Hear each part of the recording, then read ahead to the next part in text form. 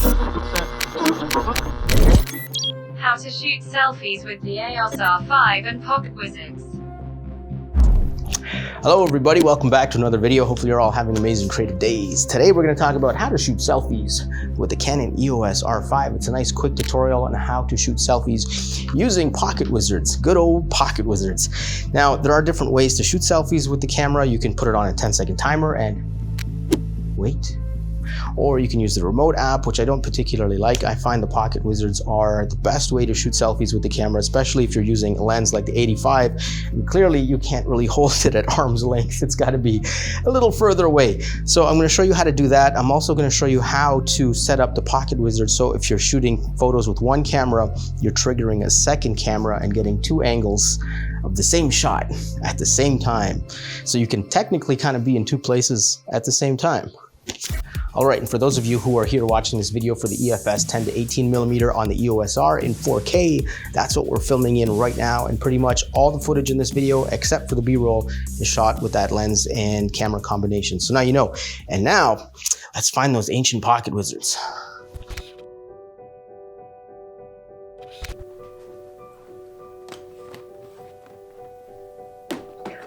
All right, so these are my ancient Pocketwards from 2006. Obviously, there's newer models out there, but these still work. These things just don't die. So what you're gonna need is two Pocketwards, and you're gonna need this cable from Pocketwards called a remote camera cable. Now, this one is specifically designed for Canon. It has a 3-pin connector for the Canon remote control terminal. Now, Pocketwards does make these for all sorts of camera brands. So if you're using Sony, you're using Nikon or whatever, Pocketwards makes a cable for you. And there's also a lot of third-party brands out there that produce these cables. So take a look on the interwebs and you'll find exactly what you need. If you're unfamiliar with the remote control terminal on the R5, here it is on the right side of the camera, just below the lens mount. Flip open the rubber cover and there you go. All right, so these Pocketwards, believe it or not, are 16 years old and they still work perfectly. They're flawless. I love these things. And so your Pocketwards might be a little different than mine simply because they're newer, but in general, they should still work. So Pocketwards 1 is sending the signal, Pocketwards 2 is receiving the signal and is going to be plugged into the camera. So Pocketwards 1 is set to remote and they're both set to channel 2. Obviously that's important. And the Pocketwards that's receiving everything is set to local.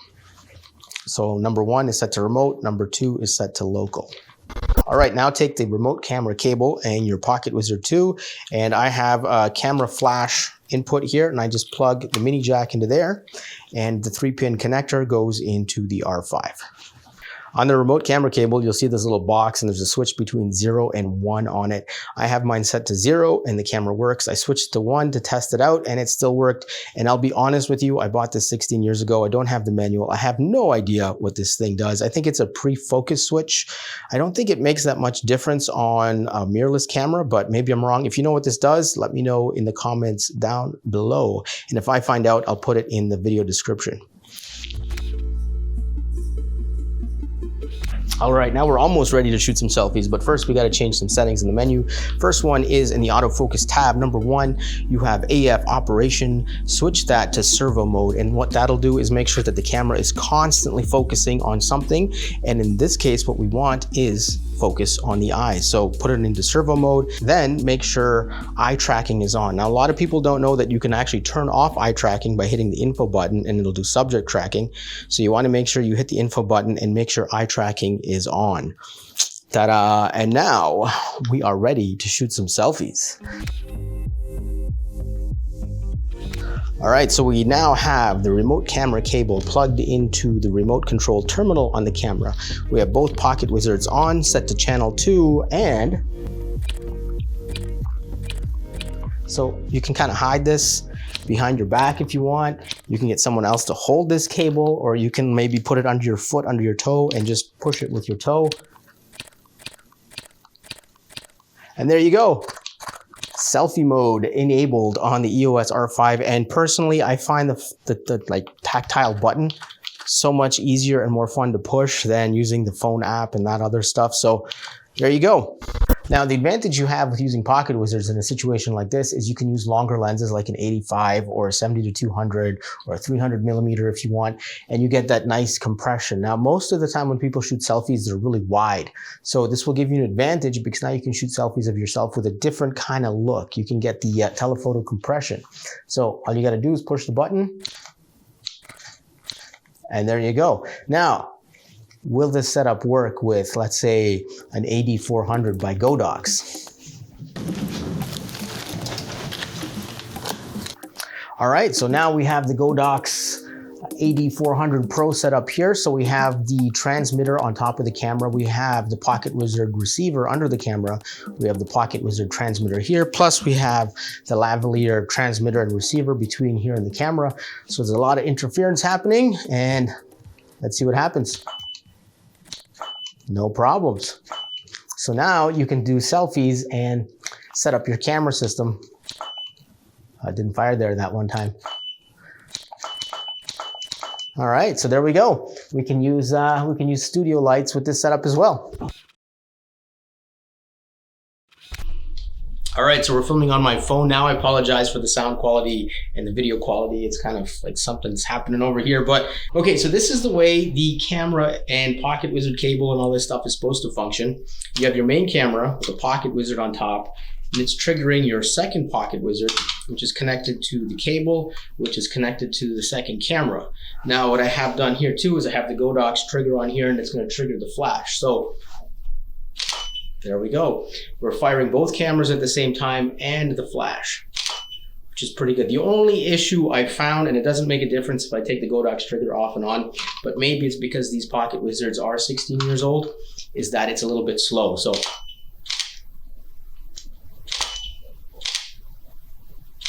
it's about every second or so I can take a shot. Maybe with the newer Pocket Wizards, like I said, you'll get a little faster reaction, but it's not too bad for what it is. And when you, typically you'd use these in a situation where you want to get two shots of two different things at the same time. So think about a soccer game, for example. You have all the shooters on the side of the pitch, and then you have a bunch of cameras set up behind the goalie net. So if there's a goal or some action happens, the photographers just push the Pocket Wizard. Oh, there it goes. It's faster if you actually hit the test button. So yeah, so these cameras would be behind the net. And of course, the photographer can't be in two places at the same time. So if there's a play happening behind the net, photographers are just like this on the sidelines getting the shots from the cameras they position somewhere else. So maybe it's a limitation with the R5. Maybe with a different camera, you can shoot faster. Okay, well, that's something to know.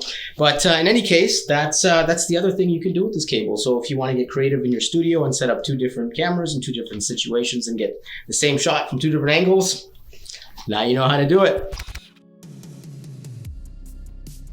Okay, so now you're probably wondering, can you initiate video recording with Pocket Wizards? Now, I initially thought the answer to that was no, but you actually can.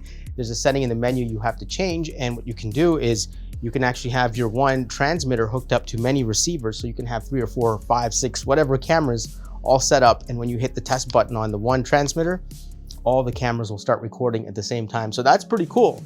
You can kind of set up your own studio with multiple camera angles and just hit the record button on your Pocket Wizard, and all the cameras will start recording at the same time. So that's pretty cool. Thank you to Charles Whitehead for leaving a comment in my previous video about this topic, which I will have to delete because it is now out of date. And now this is the new updated video. So yeah, let me show you how to set up that setting in the menu. It's pretty easy.